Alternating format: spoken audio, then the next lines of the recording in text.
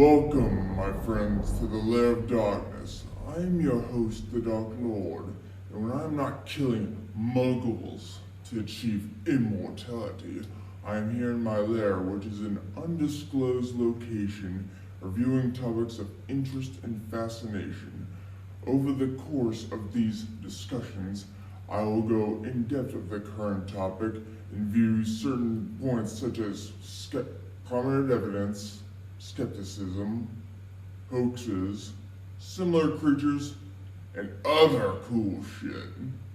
Let me just start this by saying most people are aware of the term called zoology, which is the study of animals in their beautiful and fascinating environment. However, they are not aware of the term called cryptozoology, which is the study of animals that haven't been proven to exist, such as Bigfoot, the Loch Ness Monster, the Yeti, and the Mothman. Now, the first three are commonly known as the Big Three of cryptozoology, or the most famous three at least. Cryptozoology was the term coined in this field around the year 1959, and these animals are now known as cryptids, which is what the term that was coined for these animals in 1983. Due mainly to the fact that the animals of cryptozoology have not yet been proven to exist, even though I don't know why.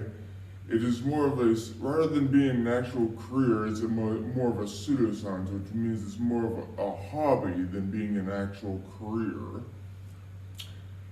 However, it is still, no matter what skeptics say, it's still fun to think that Bigfoot and the Loch Ness Monster and the Yeti could still be out there, waiting in the shadows, just waiting for someone to discover them. Although the chances of finding Bigfoot or the Loch Ness Monster, and especially the Mothman, are very hard because seeing as the Loch Ness Monster is a fucking lake monster, and lake monsters are not just shy, but they are also scary as shit too. There are many TV shows that heavily dramatize encounters with these beasts, such as Finding Bigfoot, Lost Tapes, Monster Quest, and other shows such as River Monsters. The problem I have with these goddamn TV shows is that they are far too unrealistic, which means that they heavily dramatize these encounters for the publicity and number of viewers and to make the moolah off of it.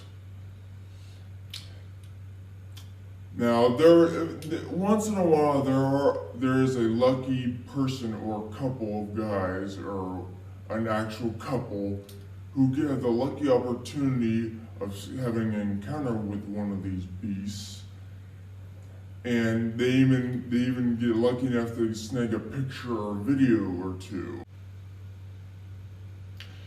There are many festivals and tourist attractions that people may go to in order to make the boring aspects of these encounters with these beasts and make them more fascinating than they really are, such as going to a Bigfoot festival or the annual Mothman Point Pleasant Festival of West Virginia, which is not only cool, but it's also scary as shit.